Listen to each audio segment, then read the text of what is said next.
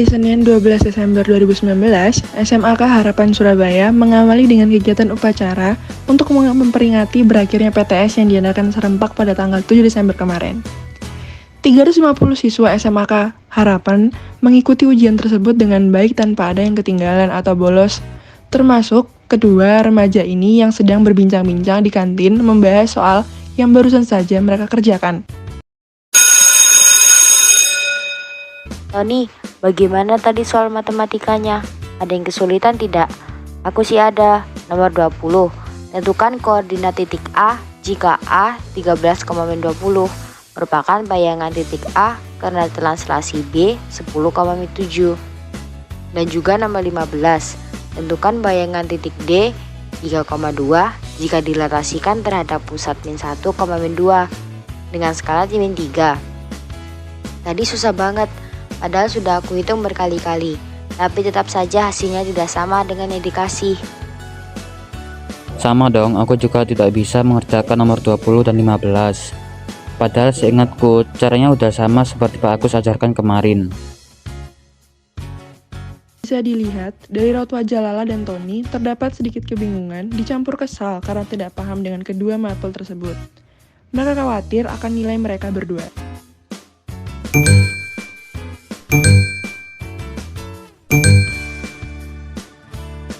Beberapa menit setelah menunggu, akhirnya Tony sampai juga di AADK Cafe. Iya Tony, apa kamu sudah sampai? Sudahlah, ini lagi mesin minum. Ngomong-ngomong, kamu lagi duduk di mana? Walah, masih pesan minum. Aku duduk di dalam kalau di luar rame. Oke, habis gini aku ke sana. Setelah menunggu 5 menitan, akhirnya Tony sudah sampai dan sedang duduk sambil menikmati senja sore itu sambil bercerita hal apa saja yang pernah mereka lakukan waktu kecil. Sampai akhirnya salah satu dari mereka memotong omongan tersebut, yaitu Lala. Dia bilang, Tony, ayo ke klub. Hitung-hitung refreshing, sekalian cuci mata di sana. setelah mendengar ucapan Lala tanpa rasa bersalah yang dia ucapkan kepada Tony diam sekitar 5 menitan, akhirnya Tony angkat bicara sambil menyiprati air ke Lala. Kamu sehat kan lah? Kamu ngajak aku ke klub yang dimana itu tempat tidak benar yang isinya orang mabuk sampai tidur di jalan, muntah di jalan. Lagian juga resiko ke sana sangat besar, karena kita belum punya KTP dan usia kita masih dibilang sangat muda untuk pergi ke tempat seperti itu. Mending kita olahraga biar badan kita jadi lebih sehat, seperti lari atau jogging. Oh ayolah kawan, kita ini sudah berusia 16 tahun. Banyak kok remaja usia kita sudah memiliki suami atau bahkan sudah ada yang sampai punya anak. Lagian juga di sana kita hanya menikmati musiknya sambil minum dikit saja. Lagian kalau berolahraga juga buang-buang waktu dan energi hanya buat capek saja. Gini aja lah, aku jelasin. Dari mana ada aturannya hamil di luar nikah, mabuk, narkoba, having sex itu diwajarkan. Lah, ingat, kita tinggal di Indonesia, yang dimana ini negara hukum. Semua yang kita lakukan itu punya hukumannya masing-masing. Jangan asal tiru dari negara luar. Mending kita belajar budaya-budaya yang ada di Indonesia, atau kita pergi ke tempat-tempat bersejarah yang ada di Indonesia, daripada kita harus pergi ke tempat seperti itu. Memang kenapa kita tidak boleh ke sana? Bukankah itu tempat hanya untuk bersantai-santai saja, sambil menikmati musik yang dimainkan? Gini ya lah, anak sosial kita ini masih masa-masa labilnya, apalagi yang usianya 16 sampai 18 tahun. Dikarenakan pasti kita bakal terkena dampak dari budaya-budaya baru yang dimunculkan oleh budaya luar, seperti having sex dengan sesama jenis, atau dengan orang biasa, dan kebiasaan mereka yang sering ke klub setiap hari minum minuman keras yang memiliki kadar alkohol tinggi, dan berujung menyebabkan kekacauan di sana.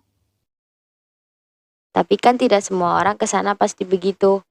Lagi pula, kita hidup di zaman modern yang dimana hal seperti kelihatannya sudah biasa. Buktinya, banyak klub sudah buka di Indonesia, apalagi Bali. Lah, meskipun klub sudah dibuka dan banyak datang ke sana, tetapi mereka rata-rata sudah 21 tahun dan memiliki KTP.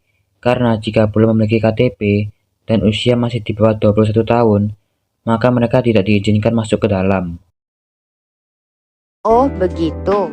Terus apa sanksinya kalau kita tetap masuk ke sana? Padahal kita gak punya KTP dan belum berusia 21 tahun. Yang pasti bakalan ditarik keluar dari klub dan akan dikenakan sanksi berupa ganti rugi, kalau tidak salah sekitar 50 juta per orang. Wow, 50 juta itu bisa buat beli skincare aku satu gudang. Nah, makanya itu kita tidak usah pergi ke sana.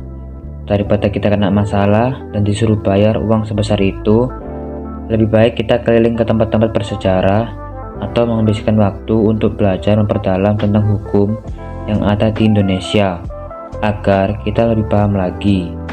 Kita juga dapat keliling ke tempat dataran tinggi atau pegunungan, lalu kita mempelajari sektor perkebunan yang dapat tumbuh di daerah dataran tinggi. Tidak hanya mempelajari tentang sektor perkebunan, tetapi kita juga dapat mempelajari tentang krisisnya usaha yang dapat kita kembangkan dengan suhu yang dingin. Itu sudah menunjukkan pukul 5 sore. Sudah saatnya mereka berdua kembali ke rumahnya masing-masing, karena besok masih harus sekolah.